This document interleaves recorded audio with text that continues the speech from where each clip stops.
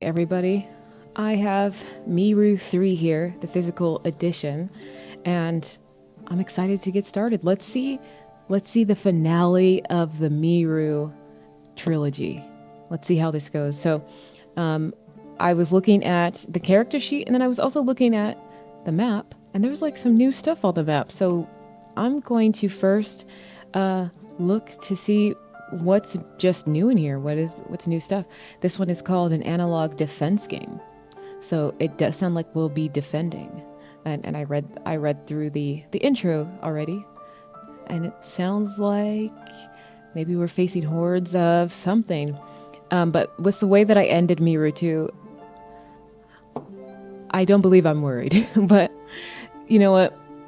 I bought MIRU III already. Back when I had played number 1 and I knew 3 was coming out, and I just bought all of them. So it's here. Let's play through it. Let's see how it goes. MIRU II was definitely a different experience. MIRU 1 really opened up my mind and to what my solo play style is, or what it leans towards.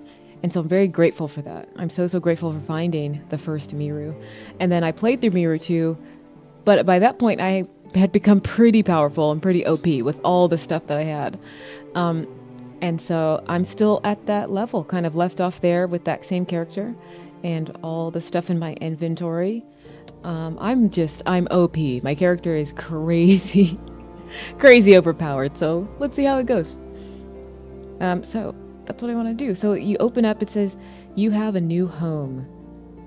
Did you play MIRU 1 and 2? Yes, I did. So I'll go here. So I begin with the following: full health, full energy. I have all of my previous items, except the disc of knowledge. That makes sense because at the end we did give it away, or we inserted it somewhere. I have all my previous tech skills, money, and consequence badges. But I do need to use the new character sheets and fill it in with the MIRU 2 stats. Oh, I do need to print out the character sheet. If we go to the back, it's right here. I did take a peek at the PDF and I was like, we get a companion. Nice. Never had a companion before. Again, 66 days. But with MIRU 2, I ended it actually earlier than that. Depends on how you roll, I guess. Yeah, a lot of the same from MIRU 2 in terms of the character sheet. Consequence badges. The main thing is companion. Okay, so let's see. Please refresh yourself on the rules and check out what's new before you jump back in. Okay. Let's see. I'm going to see if anything, like this is the basics of play. I'm going to see if anything has changed here. Nope. Still the same. Still the rolling the D6s, all that. Okay, here we go. What's new? Companions. Your friends can now join you on your ventures in the wilderness. They have a price at the end of the day to pay to keep them with you. New items. There are still a few surprises left to find in the world to help you survive the danger that keeps coming your way. Village health. Your new home can be destroyed. Your task is to keep it and your friends safe. Okay, I'm interested to see how that mechanic works, because although I am super powerful, maybe it's up to like the luck of the draw. Maybe it's like a dice thing. I have this right here. Here's the map. And then we have the little token. So whenever a heart goes away, I'll just remove the token for a heart. So, yeah. Before I used, I did everything. I would draw it in physically. But now I'm going to do it on Owlbear Rodeo. And I'm going to add in my own tokens here. And that's going to be fun. For example, I have these right here. I just fill it in. Boom. Easy. I had fun with the first MIRU, drawing them in, and it was interesting to see how it all came to be, but doing a little bit more digital this time. I'm still going to be rolling physically, and I'll have this book, of course. Okay, so what else is new? Odd objects. You may come upon game-breaking items. These should not exist, but if you can manage to get one, might as well use it to your advantage. Okay. Next, bot traps. You may come across new weapons you can set out on the map to slow enemies down. Oh, nice. Okay, and then the end. All good things must. This is the final chapter in the MIRU series. Give it your best, and may Alora be with you. You know what? I don't mess with Alora, okay? She kind of sucks. Okay, turn overview, still the same. We have dawn, the day, exploration. Then we have dusk, camp, and then that is dark, which is like the recovery. It still has the weather, checking the weather. In MIRU II, I kind of erased that rule. I found it a little bit too tedious. It didn't add to the fun, so I took it away. As I do with, I feel like every solo game, there's no perfect game. You gotta make tweaks here and there, but you'll still have fun. Okay, setup. So setup is refer to page 1. Print the character sheet. Okay. Randomly assign companions to a spot in the line. I don't know what the line is. I'm sure I'll learn. And then it says you begin the game on hex tile D9. Face the map so the compass points north. All right, so this is D here. Where's D9? Oh, here, a little camp. Boom. I'm interested to see what these icons here mean. I have no idea. And some have like little eyes. I will learn, of course, but interesting. Okay. Randomly assign companions to a spot in the line. But I don't know what line is. Okay, I'll get there. And then begin day 1 with step J. Day 1 already has an event? Step J is an event. There is an icon. There's a village icon there. So that would mean, oh, I start at the village. So then I would go to page 38. There's only one village. It's marked on the map for you. Oh, this is the only village, so if I do need to come back, I gotta make my way back here. Okay. What else is new? Procedure is still the same. Okay. My bag and inventory and stats are the same. Consequence badges. Got those, and then there's odd hexagons. You may unlock additional panels for your character sheet as you play. One of these allows you to carry 2 odd objects. These odd objects have a hexagonal shape and can be stored in your inventory, but are only active if placed on the appropriate expanded character sheet panel. If you unlock this in MIRU II, these shapes were added in the MIRU III upgraded character sheet files. Okay. I think I have it. I did unlock an expanded character sheet panel, so I might have it already. Okay, priority compass, got it. How to mark the map. Okay, here we go. Your new friends. Your friends are the health of the village. They can join you on your excursions one at a time and offer some unique abilities, but if they're not in the village to protect it when trouble arrives. ... You now have access to 4 special people who are willing to join you on your adventures outside the village. When they're with you, companions have a passive and activated ability. Passive abilities are always active while they're with you. Okay. At the end of each day, you'll need to pay their fee for being with you and away from the village. If you pay it, you'll get the benefit of their activated ability. If you don't pay, the companion will immediately return to the village. Oh, okay, sheesh. There must always be at least one companion in the village when you leave for your adventures. Okay. So, when a companion returns to the village, they go to the 4th spot on the last space in the line. Okay, oh, okay, that's what the line is. It's just like, it's how we track them. Okay. The line is tracked on your 2nd character sheet. When you take a companion with you on your adventure, the remaining companions move up closer to 1 in the line to fill in any gaps. When an enemy enters the village, the number 1 companion dies after killing the enemy. Oh sheesh. The village takes 1 HP damage when this occurs.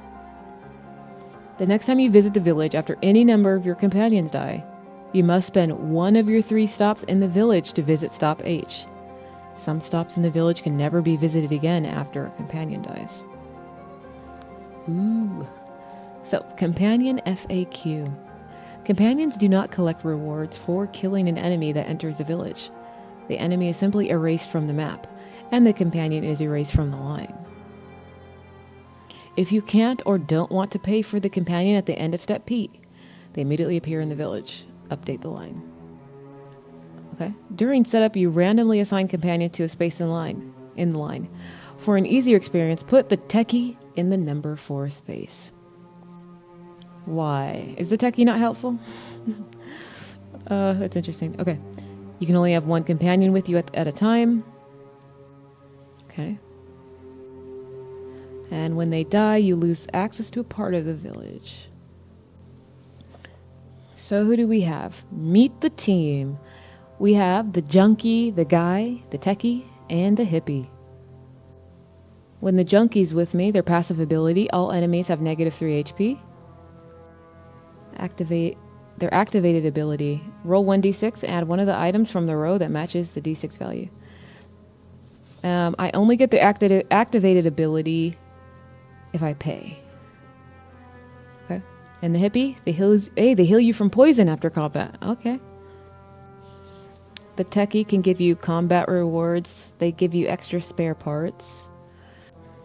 They can help set traps though too. And then the guy, their passive ability, when the enemy loses HP due to the guy's attack, the enemy skips their next attack. Okay. Oh, I see the cost. I see the cost here. It says pay. It's not always in bits. It's a couple of them are in bits, but like the junkie, they want fruit. The guy, they want bits. The techie wants bits, and then the hippie wants 2 of your energy. And then how to use bot traps. So when bot traps are placed on the map, they destroy the first robot that steps on that same tile. Oh, wow. But if we move on to it, then we could pick it up. When bot traps are on your active body, they can be used on robots to inflict 10 HP damage, ignoring defense during combat. They're single use and become 1 spare part after being used. Okay. And then it goes into combat. Combat is still pretty much the same. It goes over the steps, and there's a little bit more now that you have companions. So the enemies always attack first. Unless a certain companion is with you, then they attack first. Then you get a swing, and this repeats until one of you is dead or you've escaped.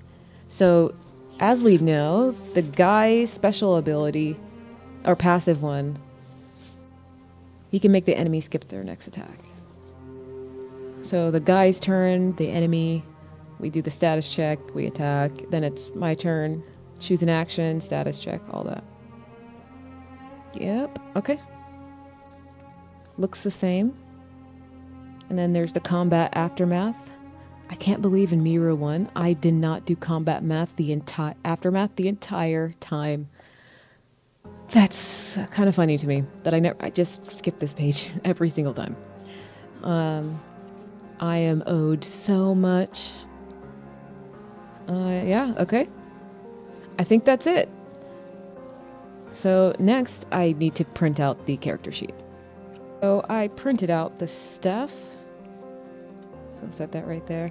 I got my trackers here. The game says to have 2 d20s, but I mentioned it in my MIRU 2 playthrough. And something that I just found playing MIRU 1 was that I was constantly just like figuring out where certain numbers were, and it slowed me down. And so I bought these tracker dials on Etsy. And so this is going to be health, HP, and this is going to be energy, EP, right here.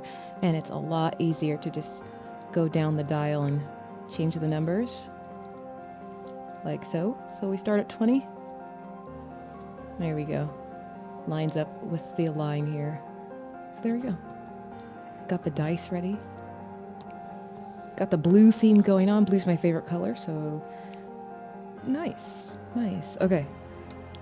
So I printed out this is the tracker for the companions. It does say, it says put the techie in the number 4 space if you want an easier experience. Now, I already think the experience is already pretty easy based on MIRU II, but who knows? So I'm going to just randomly assign them, okay? So what are the 4? We have the junkie, the guy, the techie, and the hippie. So I'm gonna roll, how about I roll a d4, and I will put them in a random spot. We'll see the junkie. I'm gonna roll for the junkie first, see which number they get. 3. Okay, junkie is number 3. Okay, the guy. Oh, the guy is 1. That would be funny if the techie ends up being 4 anyway. Okay. Next is the techie. Let's see what number. Boom! Okay, that's a 3. So I need to roll a 2 or a 4. 4. Oh my. It looks like the techie is number 4 anyway. The dice gods listen to me a little. It's almost creepy. It's like Edward and Bella type creepy. Okay, so number 1 is the guy. Then we have the hippie at number 2. We have the junkie and then the techie. And then so the actual character sheet, I'm going to write the guy. And what's his payment? The payment is, oh, this guy wants actual bits. I'm going to put their payment underneath. So I have got this from MIRU II, but I have 2 things on my active body. Anything that's on your active body counts towards your like your armor. So basically, like when you get hit, your armor soaks up all the hits. You guys, my armor is 12. Okay? Absolutely wild. When I'm fighting robots, my armor is 12. Anything that's not a non-robot, 11 armor. So I'm constantly either subtracting 11 or 12. That's crazy because I have all this stuff on my active body here. I have a solar taser. I have a Godfinger, laser sword, that's 3, military helmet, that adds +2 defense, and then I have a hacked minor shield that adds +3 defense. I have a Cyclops mask, that is +1 defense. Okay, then I have a raincoat and a space cadet suit. How am I wearing all this? Narratively? That's not for me to figure out. You make sense of that. I don't have to. Okay. So this was my sheet from MIRU II, and I put a little date, 10/25/25. That's when I started MIRU II. And then I'm forgetting the date that I actually ended MIRU II. It was probably a couple weeks later. But that's the sheet. I'm gonna set that right there. This is the new one. And then this is actually my map from MIRU II. I didn't even finish. Like, I ended early. That's just how the cards, like the way of the dice, the way I rolled, there's a lot that I didn't get to. But that's the nature of this game. You might get to all 66, like I did in MIRU I, or you might get to most of them and have some hexes still unexplored. So I'm going to set that there. So I have my sheet. Okay, wait, where is my other... Oh my god. You know what I was looking for? I was like, where is my hex map? And I forgot I'm using an owlbear now for the hex map. So, get it together, Maria. And then I just flip out, when I'm tracking hit points for damage, I just flip over a blank piece of paper and track it on that side. Okay, and then I have, see this kind of extra inventory? Kind of goes like that. I got inventory plus, and then active body plus. There we go. So let's see what the guy does again, my companion. Passive ability. When the enemy loses HP due to the guy's attack, the enemy skips their next attack. So it looks like the guy can help me in combat. Do I need help in combat? We'll see. The guy's gonna make it even easier for me. Oh my god. Okay. I just wanted to refresh my memory since that's kind of a new thing. The companions is new. So steps of combat. It looks like the guy can go first. So he's with me. The guy goes first. And then it's the enemy's turn. Status check. If anybody has any statuses on them. The enemy's turn. So the guy... What can the guy do? He attacks first in combat. Oh, that's his activated ability once I pay his fee. Even before you, if you have the alert sensor, roll 1d6 for X when attacking. Deal X attack against enemy. Oh, okay. I mean, the guy comes in for one attack. That's literally it, because it says he will step back and won't attack again for the rest of combat. This guy, he's like, he'll do, Okay, I'm done. Okay, interesting. Let's see. When you take a companion with you, the remaining ones move up closer. Oh, I see. The guy is with me. Can I take the guy now? Is it... I just want to make sure I'm doing this right. Okay, so the companion can leave you at any time, but they can only join your adventure when you visit the village. So if I'm at like a hex in the south and the village is right in the middle, if I'm in the south, I'd have to travel back to get another companion. If one of them left me or I want to trade him out. Okay. Okay, so let's do this. Let's get in to the story. So we begin the game on hex tile D9. Got it. Begin day 1 with step J. Step J is experience event. Okay.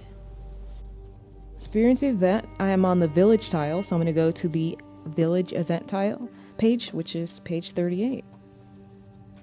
Oh. There's quests on the back. Okay, so page 38 is the village. That's the event. That's where we're starting. We open up on your village. The village holds all that's worth anything to you now. You feel a great deal of responsibility for everyone since you caused all this mess. Did I? I don't think so. I will grab MIRU III right now, okay? It was Alora and that freaking robot who killed my brother. Anyway, this game is so judgy and wrong. Okay, let's get back into it. Okay, listen. Since you call those mess, blah, blah, blah. Keep the village safe. You're all it really has to defend it. There is only one village. It is marked on the map for you. Okay, here we are. We're at the village. So the village has about, it has a few places. So let's see. It has 5 dedicated places. The village is quite spread out, making it difficult to reach everything in one day. Select up to 3 locations to visit, and then at the end of the day, and then end the day at H, your new home. Okay. Oh, so the village is quite large, you say? Let's see. Okay, so I wanted to just find a map. I love using James's RPG art. So I found a village here.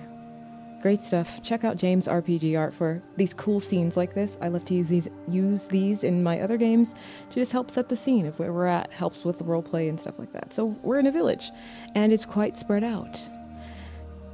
This is, okay, looks like there's specific stuff you can do on day 3 or later. And then day 10 or later, you can get different quests. Okay, so the village clinic. That is here. C. The village clinic. The village is 8 HP. This is tracked on your map. When an enemy enters the village, the first companion in line dies, and the village loses 1 HP. The enemy also dies. Mark your map. When a companion dies, your next visit to the village has to include the clinic as a stop. Say your goodbyes to the people who were lost. When the village health drops to 0, the game ends. See page 49. Well, I'm gonna say it here and now. This village will not see 0 hearts. And if by the end of the game I have eaten my words, then we'll see what happens. But I'm gonna say that. I'm gonna make that statement right now. Okay, so when an enemy enters the village, the first companion in line dies because they're maybe, trying to... They're the ones fighting it. Okay. Mark your map. Oh, maybe mark your map, like lose one of the hearts. How do I stop an enemy from entering the village, though? I don't want... maybe one of the companions will die. Okay. So there are some ways to keep them from coming into the village. I'll try my best. Sounds like it's creating these bot traps, so let's see if I can do that while I'm here. So next we have number 1, that's right in the center. We have the village central, is what it's called. Stationed in the center of the city is a small building that houses the leader's office. Inside, the corpse of a helper of 2 continues to decrypt the rest of the information on the Disk of Knowledge. You ask her how it's going, but she seems stressed. This is too much for me to plan around. You tell her you'll find someone to help her decipher it all eventually. This is my first visit, so she hands me a small map the helper printed out shortly after arriving to the settlement. I've looked at this for weeks and I can't figure it out. You give it a shot. So, and then she gives me treasure map 10, which is page 41. Treasure map 10. You take a closer look at the map the village leader gave you. It's written in a cryptic text. Thankfully, you've picked up on some of that language in your journey. You see that it says there's a desert nearby, and other markings indicate that a supercomputer there can unlock a big treasure. As you jot down your notes on the map, you wonder what a computer is. Mark your map with a chest icon and a desert terrain, 2 tiles east. When you visit that tile, return here during step J. Got it. Okay, return to this page. Okay, so let's do that. This is 1, 2, so it is here. Okay, I need a desert tile. Okay, added the desert. It also needs a little map icon. Not a map, like a treasure box. I don't have a treasure icon, but hopefully this will have to do. Add this little flag. Okay. When you visit that tile, return here during step J, return to page 41. Maybe I can put a little note that says return to page 41. It looks huge. Boom. Okay, so we're back at the village. There's a future visits, but this is not future visits. Then we have the workshop. So your companion, the techie, spends most of his day tinkering in his workshop, building gadgets and tools for the villagers. When you visit, he shows you his new ideas. See page 13 for use for the bot trap. To build a bot trap, I need 3 spare parts and an arrow. Do I have arrows? I do have. I have 6 of them. I do have spare parts. Oof, I only have 4. Oh, snap. Okay, now spare parts are becoming important. Oh my god. I just remember I sell those all the time. Okay. Okay, so everything, there's a whole bunch of stuff you can build though. You can build a laser sword. Wait, there's a laser sword too? Listen, wait a minute. Laser sword too? Is that better than what I have? Oh my god. Wow. Bruh. Oh my. Oh, you need 2 laser swords and 2 spare parts to build that bad boy. Ooh, I definitely... Oh my god. Okay. You guys. I gotta get another laser sword. I don't know how. This thing does plus 12 attack and burn and stun. Wow. Okay. Okay, so I built a bot trap. So now I only have 5 arrows. And I only have one spare part now. So if I go to page 13, I think the bot trap is like the main way. Oh, his combat reward for the techie is spare parts. Nice, okay. His activated ability is roll 1d6. And bot traps are single use and become one spare part after being used. Okay. The thing is, I know I need the techie to build it. Do I need the techie to like put it there himself? I feel like I can do that and set it up. Okay, so while I'm figuring out if I need it, I don't think I need the techie to set it up. So I can set it on the map. I can set a bot trap on the map. The techie, if he's my active companion, can use one of his actions during combat to set a trap. Well, actually, it doesn't have to be in combat, but if he's with me, he could do it. So once placed, the trap destroys the first robot that steps on that tile, after which the bot trap, again, is converted into one spare part. Ooh, I do not want the techie to die. I can't make bot traps if he dies. Oh, that's why they said put him at number 4. Oh my gosh. Okay, I'm understanding now. Where should I place the first bot trap? So 1, 2, 3, 4, 5, 6. Ideally, I want to get so much spare parts that I could just start putting bot traps on all the 6 tiles surrounding the village. That's the goal. So that's what I'm going to do. What I'm basically going to do is I'm just going to, when I finally do move, I'm going to these tiles right around the village and hoping I can get spare parts. So that, let's say I go to the tile right west of the village. So I'm right outside. Get some spare parts, go back to the village, build a bot trap. Then I place it here. Boom. That's my plan. Okay, so number 3 is Hard Knocks. This is the 3rd location in the village. This is your companion, the Guy, insists folks in the area train for war. God's wrath is already here. Are you ready? You tell him you've already taken down a god before. You can do it again. Wait a minute. I have said that, and I will do it again. Yes, but you look like a fool the entire time. Let me release you from your lack of grace and train you to be the warrior I know you can be. And then I take out my laser sword and slice him through the chest for telling me I look foolish. Can I do that? Is that possible? I'm gonna message the creator right now. Okay. You can train with the Guy up to 4 times a day, as he has other students who may need more attention than you. I could do a training roll. I can work on jump and attack and shoot and swipe. Let's see. Shoot and swipe. I could train shoot and swipe. Of course, it costs 15 bits to do it. I don't have jump and attack. That one never really interested me, now that I'm looking at my sheet. I'm forgetting exactly why, but if I looked up the move, I'm sure I'll remember. Okay. I pass by the Guy. I go to the community garden. Of course, that's where the hippie is at, man. Your companion, the hippie, works in the community garden, making sure folks know how to grow their own food. Whenever you stop by to say hi, he sneaks a few fruit in your bag. Hey, thanks, man. I do say hi.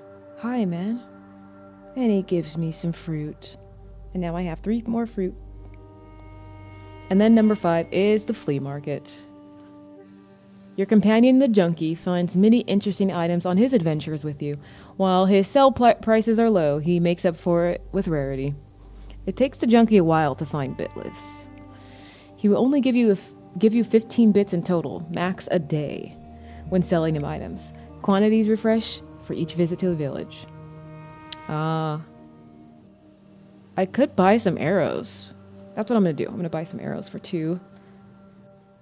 And then that just give me 10. So now I have 15. Okay. So now we are at our home. I can only go to 3 locations. I remember that now because... So I visited the central, the workshop, and the community garden. I did go by the Guy's place, but I didn't train, so... Wait. I accidentally went to 4 places. I forgot. It's okay. So now I enter my new home. You walk through the door and greet your roommates. Okay, fine. You live with the companions. Oh, okay. Stuck together as the village was beginning to build up, now quite bonded. There's still a lot of important work in the village to be done. But you can ask one companion to join you on your ventures outside. And then I go back to the guy. I'm going to say, hey guy, come with me, I have an idea. I'm going to go to all the locations directly surrounding the village. Because we need to find some spare parts. We need to buy some, we need to build some bot traps. So we can take them back to our friend the techie. And he can help us out. What do you say? And he grunts. He looks at my arms. But he can't see my arms because I'm wearing so much stuff. I got a raincoat over a space cadet suit. He can't make sense of it either. There we go. So that is the end of day 1. Okay, so this is J. Well, it's technically not the end of day 1, so let's go back to the procedure.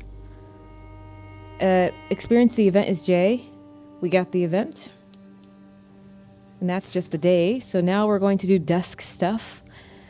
We are going to eat food because if not, then we'll start taking like starvation, and we don't want to do that. So I'll eat a fruit. Going to eat. I don't need to apply first aid. And then I'm going to sleep. And then it says we can move enemies. I don't need to do that. And then this is activate companion. Each companion has a unique ability that triggers in the middle of the night, often with a cost. This is part of step P. And this concludes the day. So let's see what I got. Where's the companion stuff? I'm going to write down page 12 because I'm going to forget what they need. So the guy, he takes 3 of my bits. His ability that triggers in the middle of the night is to steal money from me. That's what that is. And that concludes the day. Go to step A to continue. So we're starting over. Now we are officially in it. Let's do it. So, oh, now I do want to mark where I put the bot though. The bot trap. We're going to use this icon. We're going to say this is the bot trap. It looks kind of like a bear trap, but it works. Bot trap. I'm just interested to see, like, when does the bot trap activate? Like, no, when do the bots start attacking? Because I still don't know what these icons are here. Like, in these areas right above, kind of does a V. There's 3 spots. I don't know what those are. The game will surely tell me. Okay, let's do this. Okay, Miru, let's go. Day 2. Start of the day. Mark your calendar. A new day has passed. Mark your calendar to show that. If no days remain, skip this step. So this is day 2. Mark it. Reset your solar items. Manage inventory. Done. Experience a cutscene if you can. No cutscene until day 4. And then we'll move to another tile. So just decide a direction to move in. You must move to a different tile from which you started in at dawn. If you move to a tile you have never been to before, this is a new tile. Unlike previous games, you may return to step F after you complete an event in step I if you pay 3 EP and the event doesn't end in dusk. So unlike previous games, you may return to step F? What is step F? Oh, move to another tile. Oh, you could spend 3 energy. Wow. And okay, after you complete an event in step I. Oh. But you're like pushing yourself so it costs more energy. Wow. I could potentially... Okay. Let's do it. Let's do it. So what we're going to do is we're moving here. Me and my companion. We're moving east. And that's where we're going to set the bot trap. Our first one. So we set it. I believe that's how... I set it on the map. Right? So... It doesn't really say, like, that I have to do this as a part of moving to another tile. I'm just going to do it that way. Okay, so now we're going to determine the terrain. So I'm going to roll a d6. 3. So mountain. Okay, so added the mountain. So let's go to page 22. That's where the mountain is at. The mountains. The jagged rocky canyons leave you unsettled. The natural rock will send you down paths you weren't expecting, as the old waterways carved its way through the stones. First it says determine the weather, but like in MIRU II, I did not like that rule.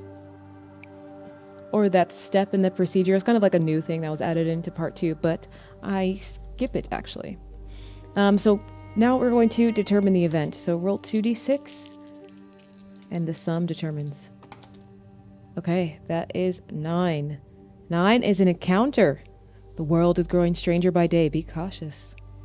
So that's an encounter. So I'll go to the encounter page. And then I'm going to roll a d6 to see what encounter. 1. Okay. Apple seeds. And then I put a little X next to it just as a reminder that I did it. Okay, so radio tower. There's a little radio tower symbol. You stumble upon a small orchid in the mountains. I gain 1 fruit. Okay. As you go to pull more fruit off the tree, a laser shot from a Buster T5 zooms by you. You quickly duck your head and start running through the trees. You run into a row with 20 plus bots picking fruits. You stare at each other for a second before they drop their fruit and head in your direction.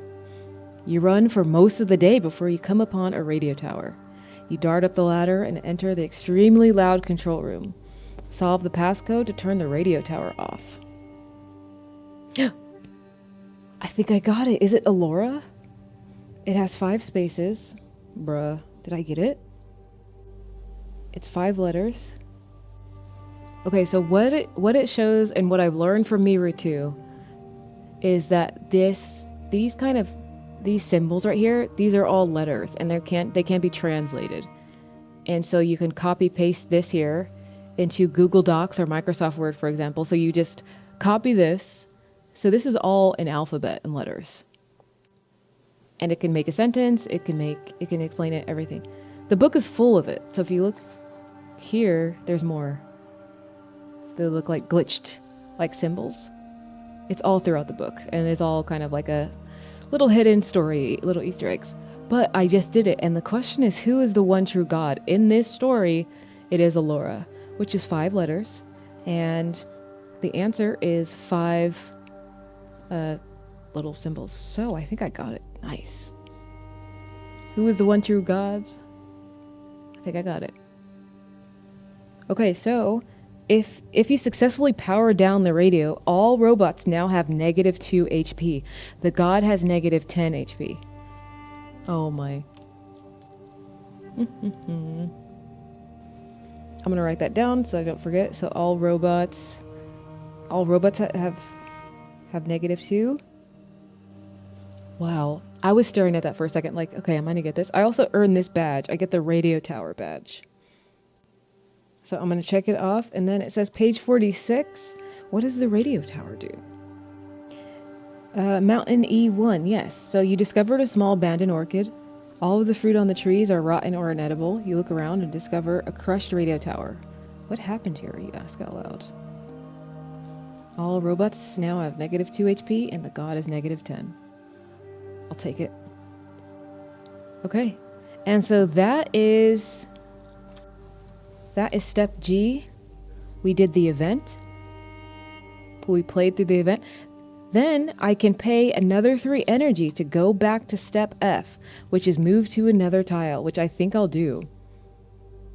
But it does cost 3 energy, so I'm going to go down to 17 energy. That's fine. If the event doesn't end... Oh, wait. Oh, the event does end in dusk, though. I believe it does. Yep, it does say dusk at the bottom. Yeah, okay, so, I get it. So it takes all day. If it's an event that doesn't take all day, you could potentially travel to another place, but it did take all day. That's fine. And I was gonna do it. I like that. But Okay, we don't have an event. Or we did the event, which was... Hold on. Roll 3d6. Reference the terrain's page to determine the result. Place of the event. Oh, we did that already. Okay. I thought it was trying to ask me something else. But anyway. We're going to eat, sleep, do all that. You know, we're going to eat the one good fruit that we had. Sleep. And then each companion has that thing that triggers each night. So he's going to take 3 more bits tonight. And that's going to bring me down to 39. I mean, if this guy's just bleeding me dry, I might just take him back to the village, because... Let me see what his active ability is. All this guy does is take money from me and attack once. I might take him back 3 bits, and it's tougher to get money out here. I can only sell stuff once. Actually, the companion can leave me at any time. I thought I had to go back to the village to like drop him off. What I'm gonna do is, companion is not with me because he takes money and not that helpful. If anything, the techie's the most helpful, but I don't want him to die, so I'm gonna send the companion back. And I'm going to move up here, and we're going to start another day. And this is day 3. Gotta mark it off. Ugh, I need spare parts. I kind of just want... Ugh, I wish you could loot in this game. But I think you can only get them from fighting. Fighting robots is one way. Okay. So I was originally here. I'm moving up here.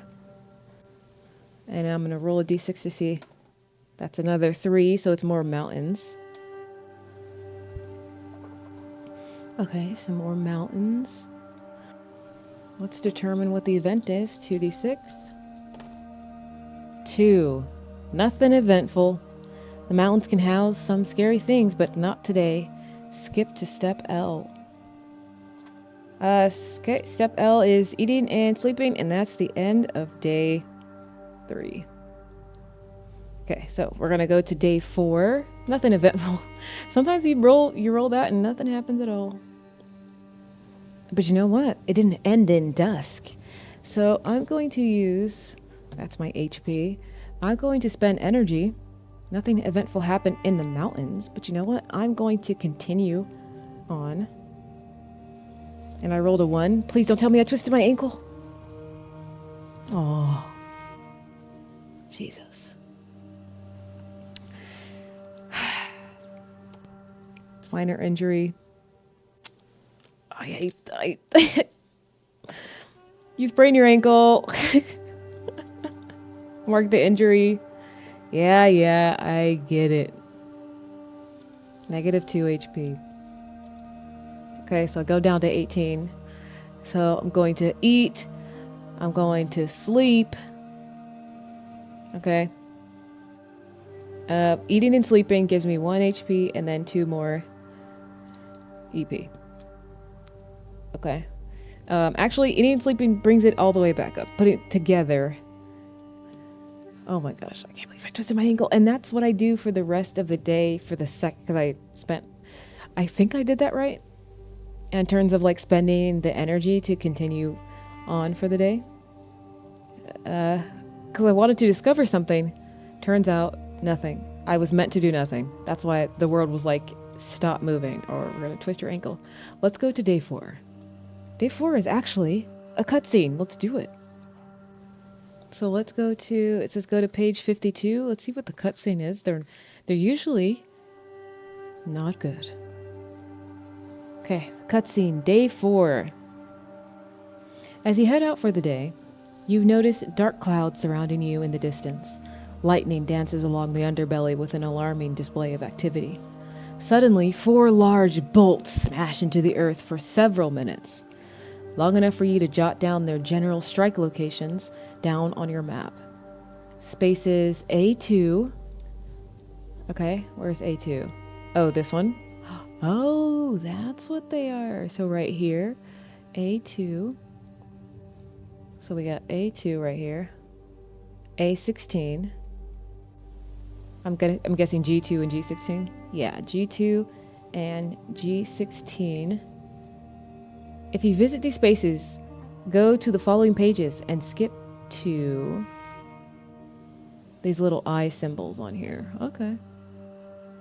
So G16, I would go to page 33. Oh, these are, looks like there's 4 different gods this time. That's what they are. I read ahead a little bit. Okay. And then continue to step F. Okay. Okay, so we're moving to a new tile. Step F. Got it. Let's see what the terrain is. Don't roll a 1. Oh my god, I rolled another 1. Oh. Let me just get them out of the way. I swear to god, this ankle's gonna be the death of me. This minor injury, it's more annoying than anything. I hate it so much. I go down to negative 2 HP, and then I sleep and eat, and then it goes back up to 20, so I'm not even going to touch the dials. But yeah, I can't do anything again today. So cutscene. What was that day? Okay, day 5. Listen, I'm going to continue to play until something happens. I might just remove the rolled ankle. I might just remove it because it's really not that fun. And it doesn't... Yeah, I think if something's not fun, it's okay to remove it. I think I might do that. Because I've rolled it so many times and it's like, I'm just going to cross it out here in the book. Minor injury. Nah. It was a little funny in like MIRU 1 and 2, but now it's just like annoying. So I'm going to take it out. Okay, so... Now, if I roll a 1, I'm just going to re-roll. Okay, 4. So I got grassland. Okay. Grassland. Haven't been able to find spare parts. That's what I've been wanting to do. So let's see what we get in the grassland, though. Okay, 2d6. 5. Okay, so ruins. The rolling hills are covered in lush and lively grass and greenery. Prance with caution. Okay, so I'm gonna roll a d6 to see. I dropped my dice. No. Have you ever dropped your dice and they just disappear into the void? There it is. Okay, so let's see what ruin event we get. 2. Shocking discovery. You feel a low vibration as you walk up a small hill. On the other side, the grass is dead and a large metal ring in the ground. The grass is dead around a large metal ring in the ground. Must be a power supply, you think to yourself. Do you try and destroy it? If it's a power supply, then yes. So I'm going to circle yes. You never know with these things. It could be bad that I answered yes. We'll see. Okay, go to page 43. A shocking discovery. You toss your taser into the ring, but nothing happens. You walk in the ring and pick up your taser and scratch your head as you walk away. The low vibrations continue to bother you the rest of the day. Why didn't it work, you ask yourself. Okay. Once again, I'm going to eat and sleep. And then I'm going to spend 3 energy to will something to happen. Nothing has really happened so far, so I'm going to go to another hex. Okay, so let's see. Okay, 5. I got desert this time, so I spent some energy. I'm pushing myself, and we're going to go into the desert, dry, deadlands area. 2d6. Oh, I got a 12. Impassable. Oh my god, nothing is happening. I keep having to roll stuff that's just like so I can't even go into it. It is impassable. Mark the tile edge, move back to the previous tile, and go back to step F. So I'm back here. So I gotta mark that it's impassable. What I usually like to do is like do a little red line. There we go, impassable. So I'm back here. So it says then go back to step F, and that is move to another tile. Oh, I put that in the wrong place. I was supposed to, I want to put it around the village. So that was supposed to be here. Can I move this? Okay, perfect. There we go. Okay, so I'm back here. So I do need to move to a new tile. So I'm going to roll to see what it is. That's a 3, which I believe is mountains. Yep. Okay, so I'm here in the mountainous region. Let's do it. Okay, 2d6. That's a 9, so it's an encounter. And the encounter is 6, called You're on Camera. Okay, so let's see. What is You're on Camera?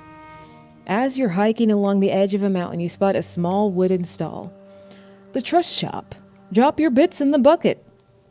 Is painted in giant white letters across the top of the window. This shop has limited quantities and does not buy items from you. Prices are for total items. You may steal or underpay for items in the shop. Did you underpay or steal? Do I need anything? I could steal 5 fruit. I really want spare parts, if I'm being honest. What's an odd bag, though? Odd bag. +1 item on odd days. This artifact adds a general stash item to your inventory on odd days. Roll 1d6 in reference. There's nothing really here I want. Do I want Allura cards? I think I already have some. Did you underpay or steal anything? I'm gonna say no, because I don't need anything. I would have, though. Look at, I'm not afraid to. So I go here. If I did not, you're on camera.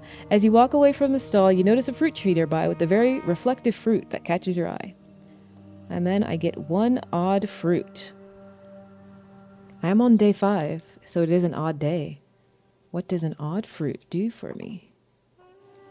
I'm immune to starvation. This artifact gives you immunity to starvation. Failing to eat a food item during step L does not raise your starvation. I'm immune to starvation? Is that only on odd days? I mean, still, that's cool. Oh my god. I got 1 odd fruit. Okay, well, it doesn't specify that it only works on odd days, so I'm going to say, if it doesn't specify it, I'm not sure, so I'm going to say as long as this is on me, I'm immune to starvation. So I'm like magically always fulfilled and satisfied in terms of food. That's the only reason why I eat food.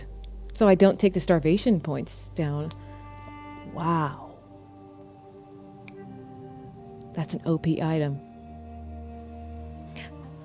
Well, that's not the only... Now that I think about it, I do eat so that I can get some, HP and EP back, so... But there's certain days, now I don't really need any back, so I could just skip that. Nice. Okay, so this is day 6. Let's just say that I slept. And that is going to restore 3 HP and 2 EP. So EP goes up to 19. Okay, that is day 5. Let's go to day 6. I kind of have to work my way down.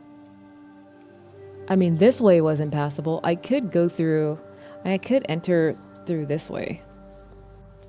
Because it says move to another tile. It doesn't say move to a new tile. So I'm going back to this tile here, which is the desert. And so let's do that. Okay, so let's see what we get. I got 5 and 5, which is 10. Okay, that's an encounter. The sand is changing. Small black squares speckle the air as if the world is becoming static. That's an encounter.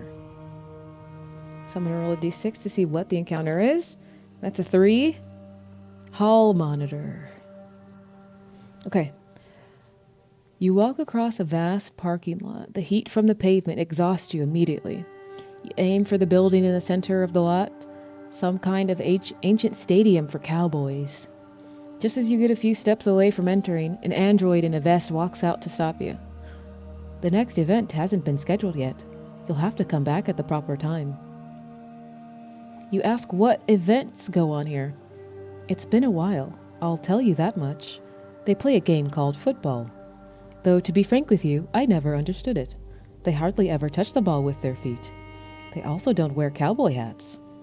But people used to line up for the show. You ask if you can take a little tour. He looks you up and down. Can't take directions, I see. Well, troublemaker, you leave me no choice. He touches his hand to his face, and a moment later, a seeker canine comes darting from around the corner. Seeker canine, let's do this. Okay, so, like I said before, it's a robot, so they have -2 HP. It had 16, but now it starts off with 14. Its defense is 2, and it takes a 6 to escape. They always go first. I'm in combat in a second, so I think I memorized it. So I'm going to tell you right now, this thing is not going to be able to hit me. The most it can ever do is 8 damage. Again, my armor will just soak all of that up. So I'll roll anyway. So that was a 2. That would have been 4 damage, but my armor soaks it up. So then I'm going to go. It has 14. Let's see what I can do. Okay, what I'm going to do is I'm going to use my solar taser.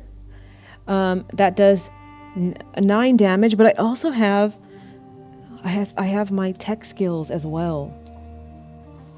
Okay. Tech skills always need a little refresher. I can do dodge and strike. I can do EMP grenade. +3 stun. I could do weapon toss. And that I can attack twice. And then I have shoot and swipe, which is I can attack with both a ranged and a melee weapon. You know what I'm going to do? I'm going to do weapon toss. And weapon toss is an auto hit already. So I take some EP energy, take some energy. So I go down to 17. And I leveled that skill up all the way. So auto hit. Now I can attack twice. So I can throw a weapon toss. I throw a melee weapon from my active body. And then that weapon isn't available again until after the fight. So what I'm going to do is I have my solar taser. I'm going to throw that, and it does cause 1 stun. So if I go back, okay, so the way that stun works, the solar taser only provides 1 stun. If I had used EMP grenade, I would have gotten more, but I'm not going to use EMP. So I roll 1d6 to see if it's stunned, and I need a 4 or higher. Or I think if you roll a 4, the enemy skips their turn. So I need a 4. There's no like roll a 4 or higher or under. It's just I need a 4. Or it's not stunned, which is fine. But I tried. Either way, it takes 7 damage. So it goes down to 7. That's the first attack. And then I lose the solar taser. That's fine. And then I pull out my laser sword. Actually, I have +1 attack against robots. I forgot. So it actually goes down to 6. It has 6. And then I have my laser sword. And that is going to be... Oh my god. I think I killed it already. My laser sword does 9. -2 is 7. It only had 6. It's done. Easy work. That was it. That thing is dead. Threw my solar taser at it. Pulled out the laser sword. And then it says, you tore the stadium anyway. Not worth seeing you ultimately decide. Not worth seeing you ultimately decide. Can anybody tell me what that sentence means? Okay, so I get a solar light from that fight. Solar light. It gives me +1 attack in dark and rain.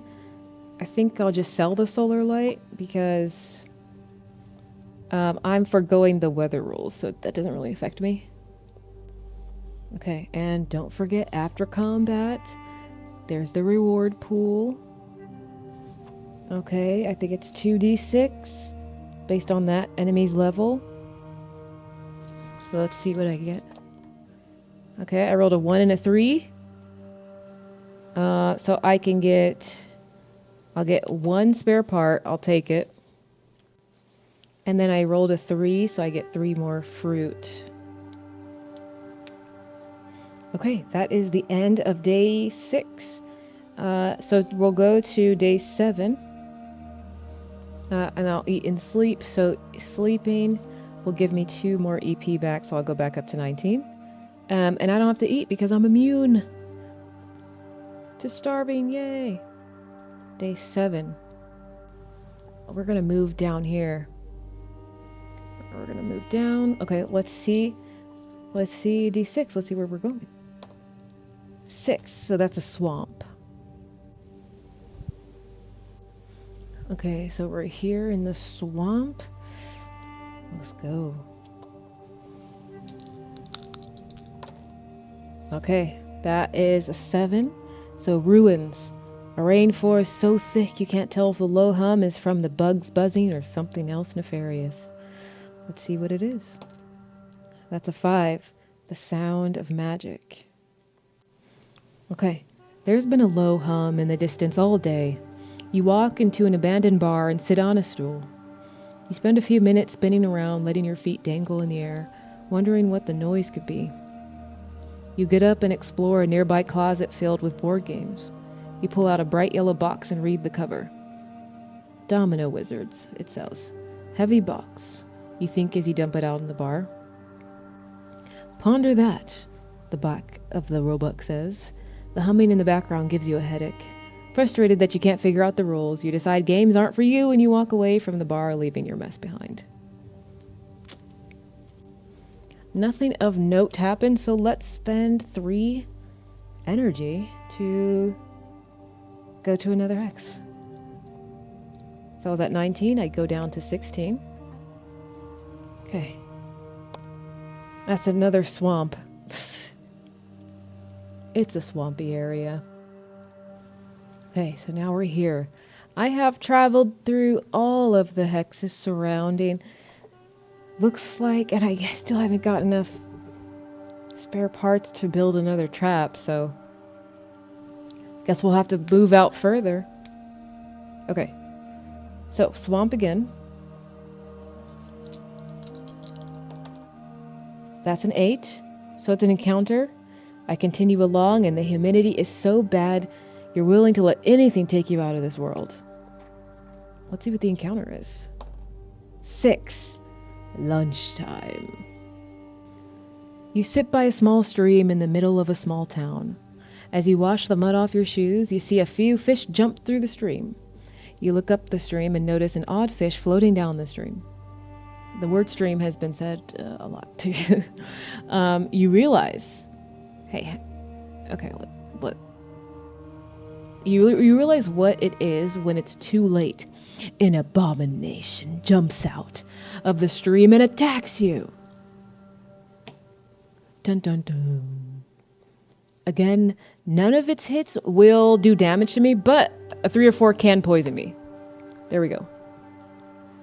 Okay, let's do this. It has 12 HP. I already counted in the -2. And the defense is 3.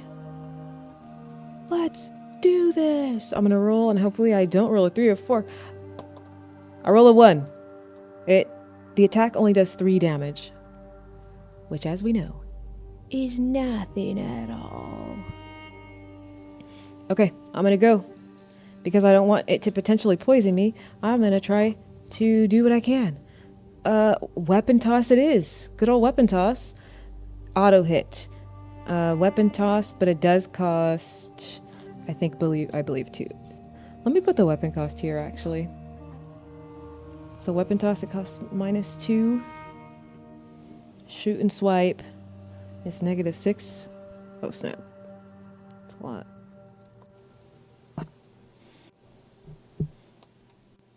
So weapon toss, it costs 2 EP, so I'm going to go down to 14. And same method as before, it's a new day, so my solar taser is back up and running. And I'm going to try to stun it if I don't just outright kill it right now in one hit. So let's see. It only has 12 HP. This first attack with the solar taser is going to do 6 damage. So now it goes down to 6. Second attack, sorry, it does 7 damage. It goes down to 5. I forgot I have +1 against robots. And then I'm going to use the laser sword, which is going to do another 9 damage, and this thing is dead. It does 9 damage, but 9 minus 3, which have been 6 total. It only had 5 left.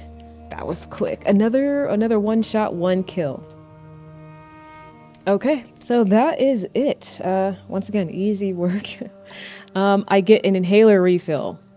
Okay, so that would give me 3 instead of 2. Okay, but this time I get 3d6 that I can roll for. Oh, let's see. Oh, there's other stuff. Let's get this first. Okay, so after the fight, you cautiously walk through the town and search through a few stores. I find 3 mill bars. Okay.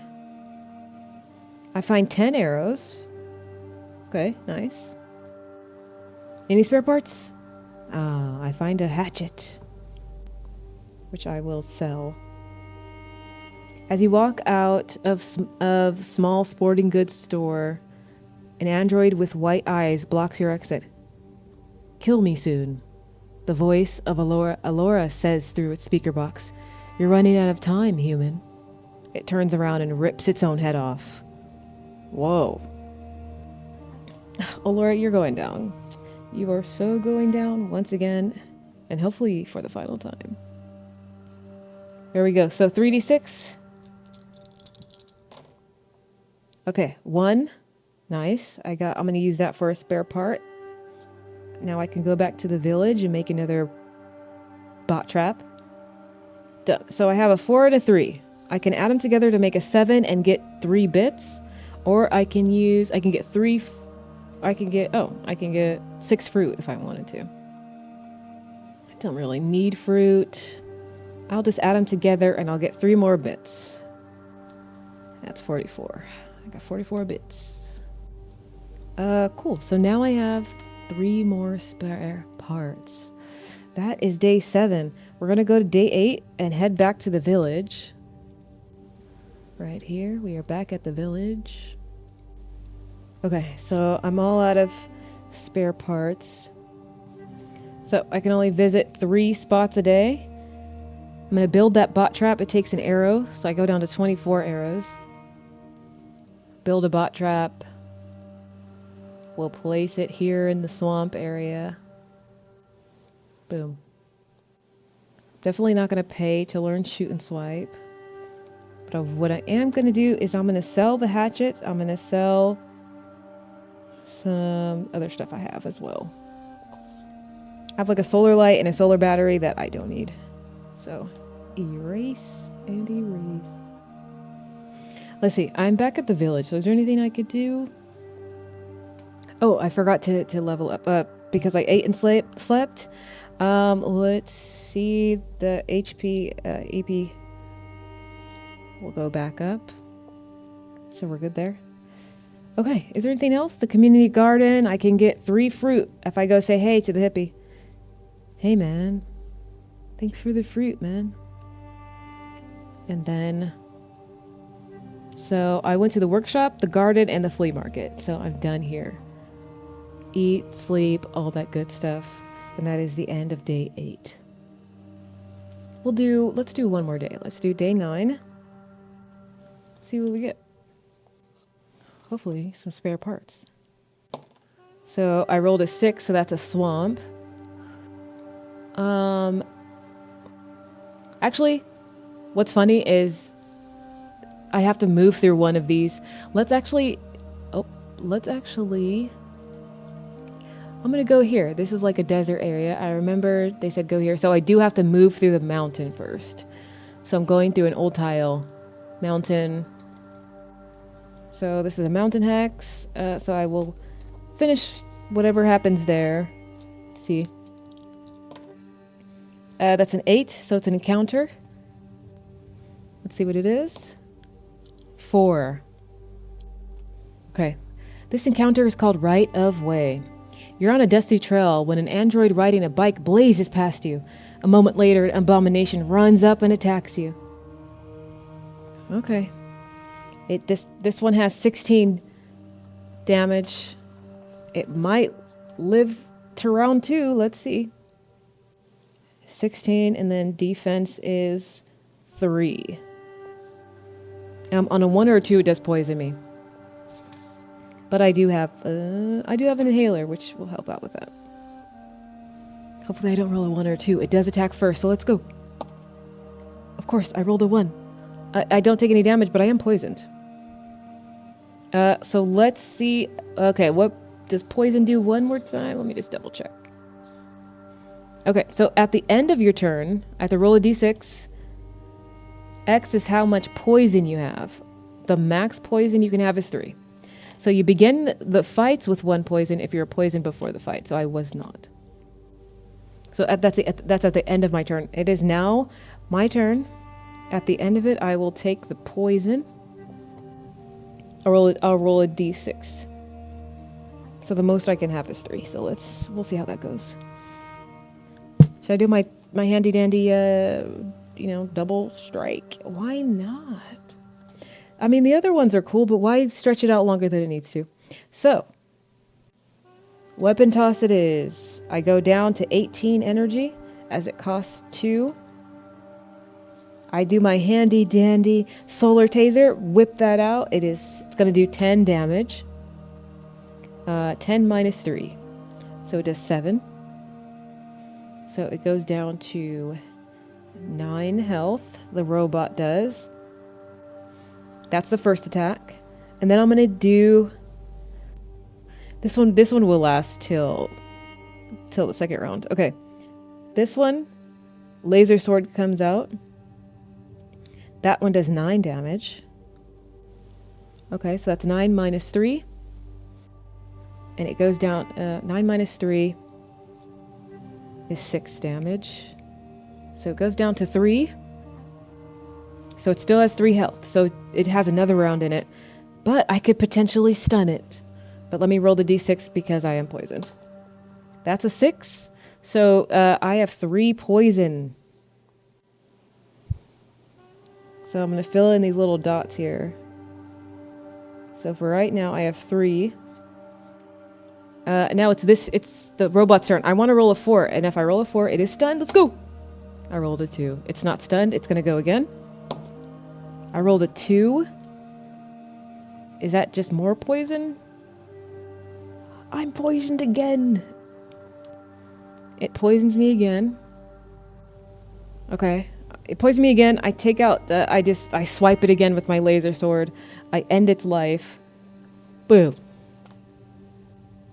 It is the end of my turn, so I'm going to roll to see how much poison it gave me. That's a 5. Oh my god, it gave me 3 more. 3. Now I'm at 6. I'm at 6 out of 10 on the poison meter. What happens when you fill up the poison meter? You die. Okay. So I know what I need to do, but I did kill it. So let's do the after combat stuff. So after the fight, the android on the bike returns and thanks you for taking care of the issue. He digs around in his bag and gives you a bowl. This thing has been a nuisance since I found it. It gives me something called an odd bowl. What does the odd bowl do? Does it give me immunity to poison? Oh, it just gives me +1 fruit on even days. This artifact adds a fruit to your inventory on even days during step D. Ah, okay, so I just have like a magic bowl. So now on even days, I just kind of like a fruit manifests.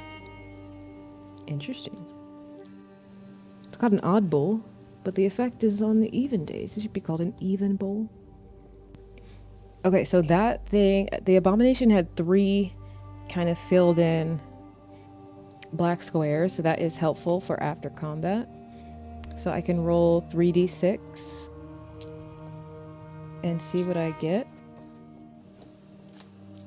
I want all 1s or all 2s. Let's go. Okay, I got a 2. I got a 3 and a 5. Together, that is 8, 9, 10. I could get 6 bits if I add it all together. I could do 3 and 5 for fruit and meal bars. I'm definitely going to use 2 and get a spare part. Now I have 3 and 5. I could do 8 and get 3 bits.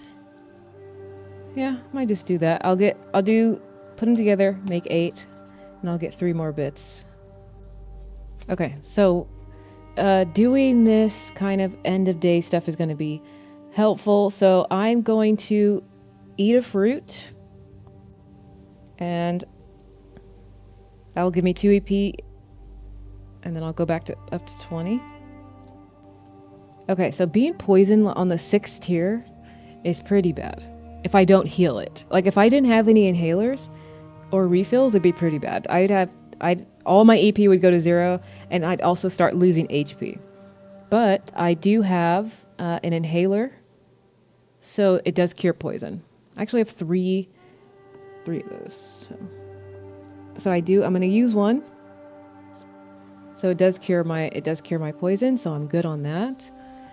And yeah, that concludes the day, and that will also conclude this first session. Okay, so yes, that is where we're going to end it. And when we come back, we will continue on with MIRU III.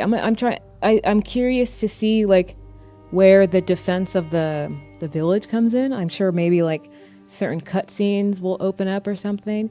I know that I can travel to like these areas in the corners of the map, and that is where, according to it's the eye, and I think those are where certain like enemies are. It says go to page 53. So yeah, when I did cutscene number for day 4, it said go to like those different points where the eyes are at, and then so if I went to G16 in the bottom right, then I would go to page 53, and then G16. Yeah. Maybe I'll just do that. Maybe I'll head there. We'll see how it goes. But that is where we're going to end the playthrough of session number 1 for MIRU III.